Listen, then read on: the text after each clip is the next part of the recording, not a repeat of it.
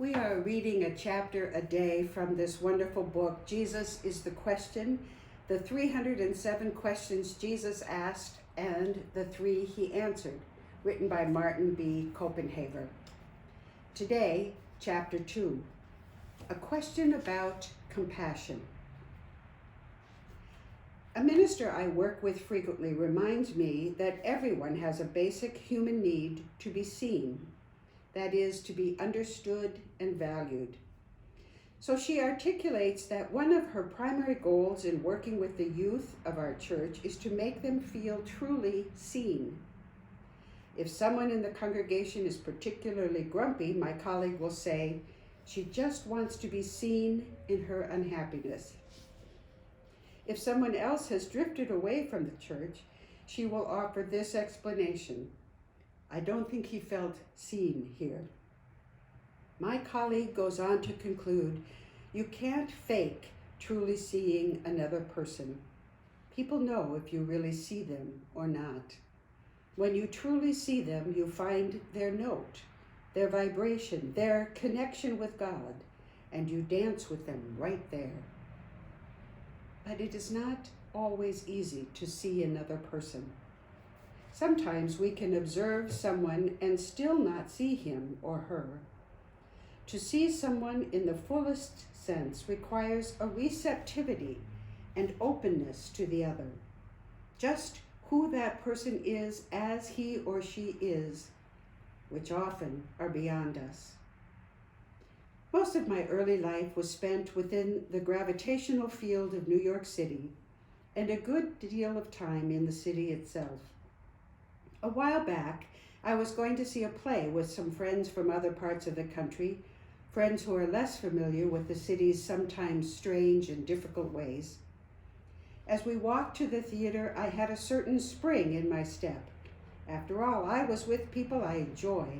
The exhilarating rhythms of the city were all around us, and I had in my pocket tickets to the hottest show in town. To get to the theater, we had to walk through a somewhat tough neighborhood.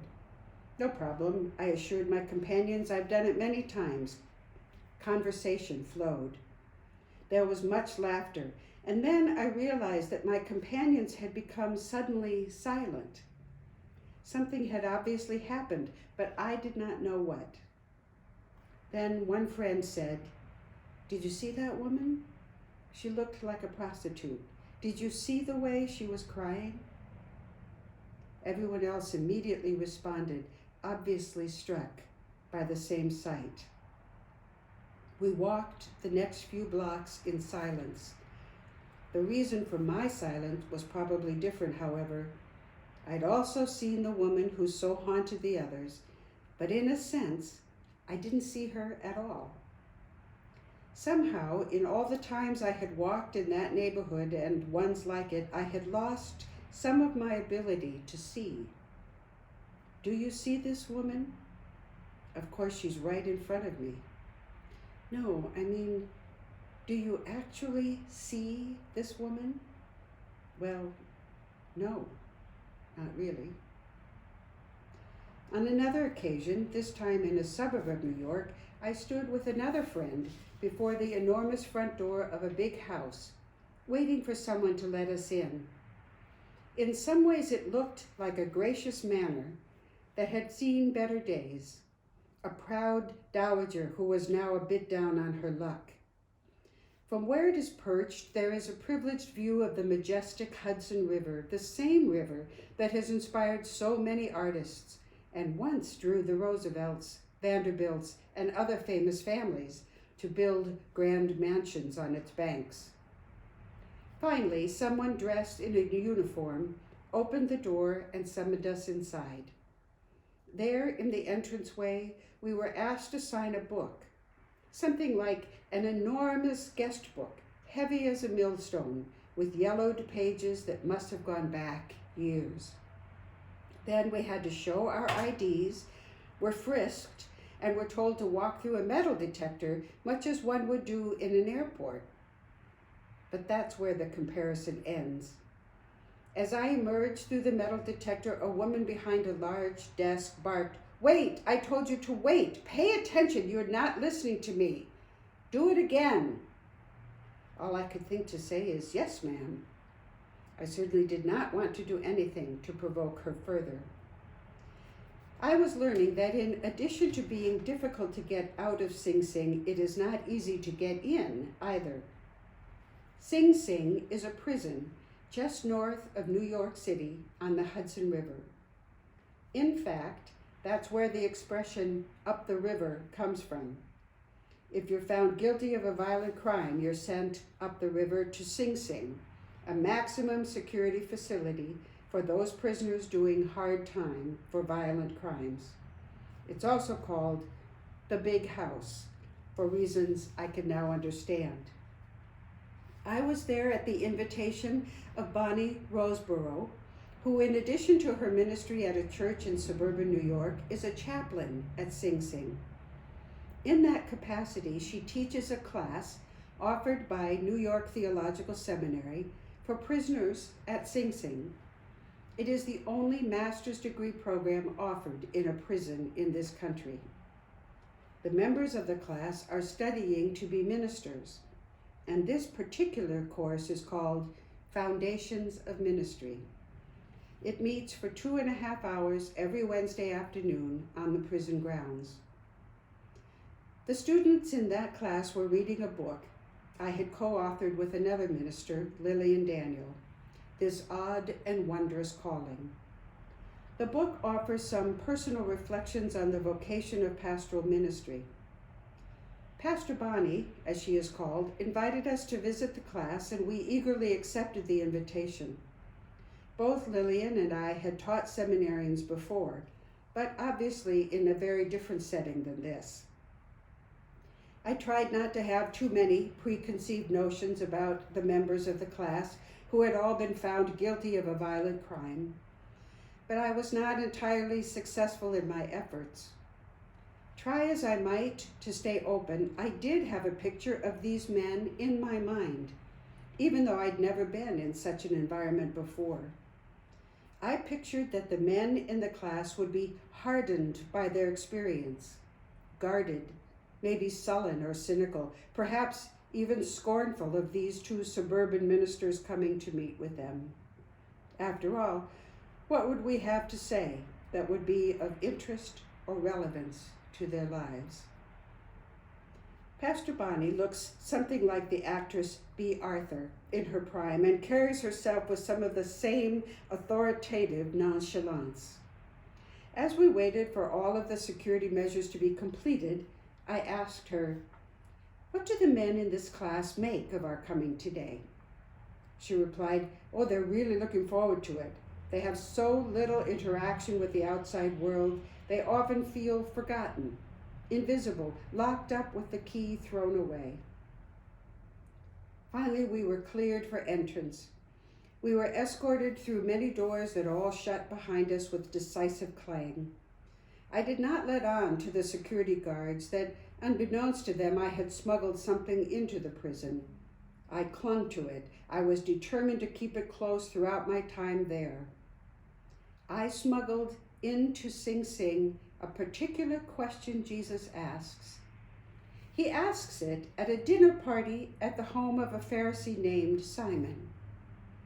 While they are eating dinner, a woman who is described only as a sinner crashes the party, falls at Jesus' feet, and begins to bathe his feet with her tears. She also lets down her hair, a most intimate gesture that would be taboo for women of the time, and she uses her hair to dry Jesus' feet. Her actions only add to the scandal of her being there in the first place. Because this woman is known as a sinner, Pharisees and other people of polite company have nothing to do with her. Upright people act as if she does not exist.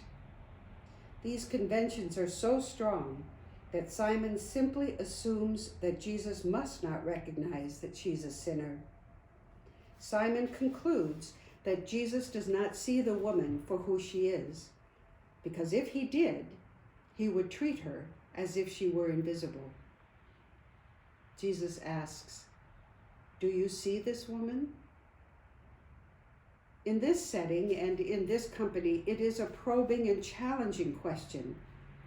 The woman may be right in front of them, but that does not mean they all see her. Sometimes people choose not to see. There is, after all, a cost to seeing. If you see this woman, actually see this woman, you might need to move beyond the stereotypes and preconceptions. You might have to stop simply labeling her a sinner and then leaving it at that. You might have to relate to her as a person, as one soul to another soul. You might have to respond to her with compassion. Simon only sees what sort of woman she is. Jesus does not see a sort of woman, he sees this woman. The question Jesus asks, "Do you see this woman?" challenges those around him to see her as well. At Sing Sing, the room where the class is taught looked like a basement room in an old church where there's a lot of deferred maintenance, cinder block walls, peeling paint, a leaky steam radiator that hissed like a snake. But I only saw that later.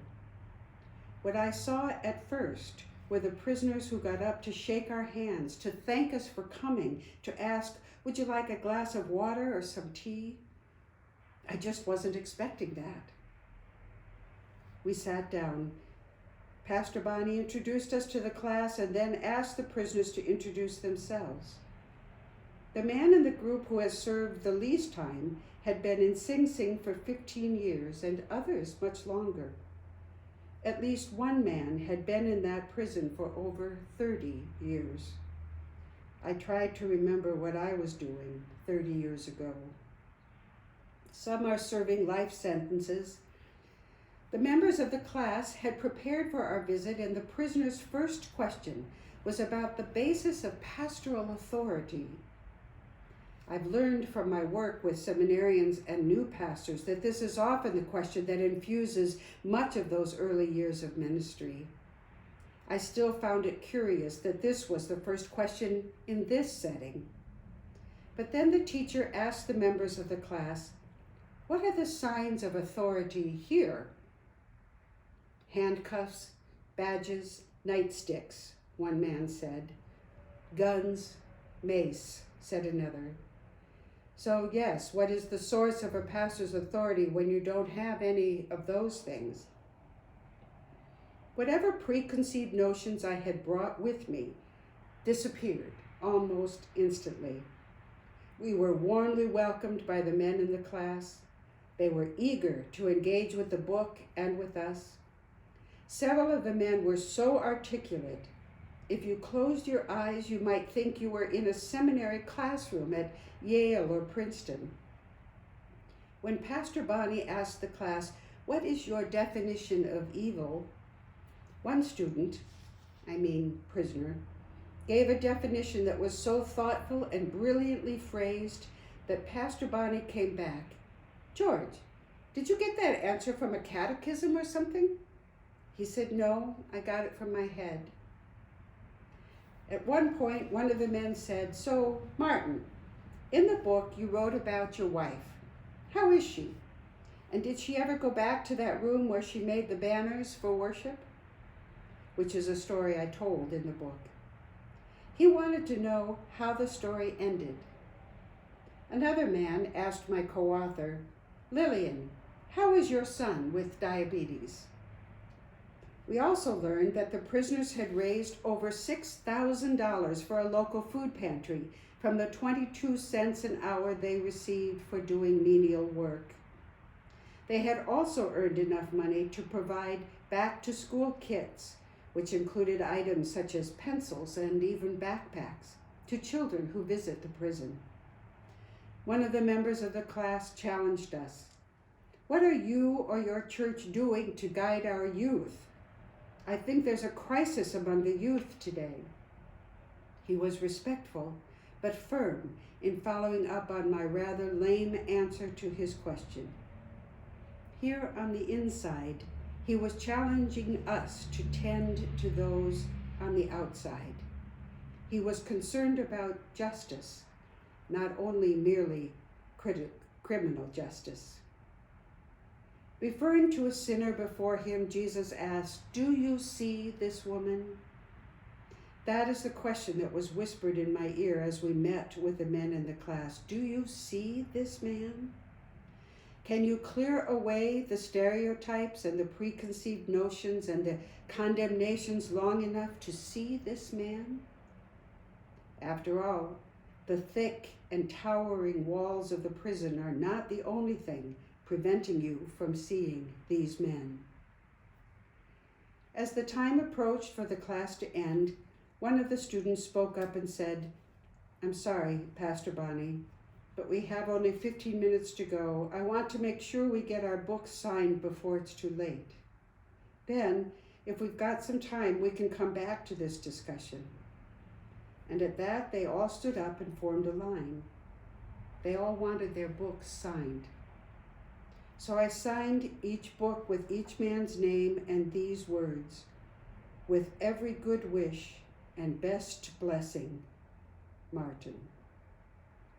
And unlike other times when I've signed books, after I finished writing in each book, I did not remain seated. I stood up from the table to shake each man's hand.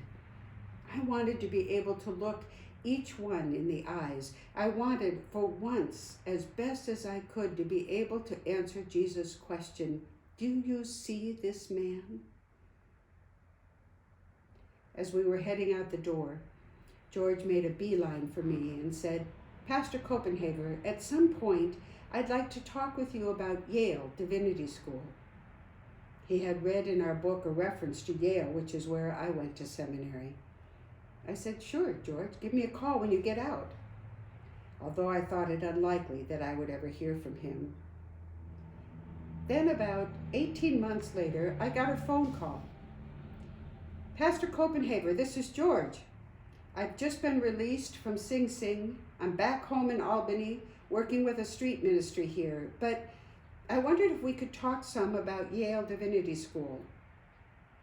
I suggested that the next time I was heading to Yale, I'd give him a call so he might meet me there for a tour and perhaps an interview. A couple of months later, I called him back. "George, I'm going to Yale a week from Friday. Might that work for you?" "Oh, that would be wonderful, Pastor. The only thing is I have to get approval from my parole officer to cross state lines, and he needs a little more time than that." It had never occurred to me. Clearly, I was new at this. The next time I planned to go to Yale, I gave George more notice. "Could you meet me there 4 weeks from now?"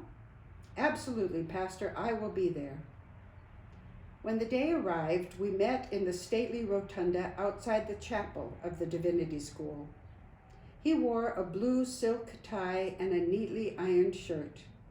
In other words, he looked like what he was, a student dressed for an interview. He wore a name tag that was given to him by campus security when he arrived. George and I sat together at the chapel service, and then he went off to visit a class and to have a tour and an interview. At the end of the day, we met on the lush and manicured lawn in the quadrangle of the school. It had been a good day, he said. He was definitely going to apply. I wished him well, and we parted. During the following weeks, I would occasionally get text messages or phone calls from George, bringing me up to date on his progress. Then I got a call from the dean of the Divinity School. "Martin, we have an application that's a little unusual for us, and we're trying to figure out what to do. Since you are a reference, I thought I would call you. It's about George. On the one hand, he is a convicted felon, and we have the rest of the YDS community to consider. On the other hand, we are a divinity school, and obviously we believe in redemption. So I'm wondering, what can you tell me about him?"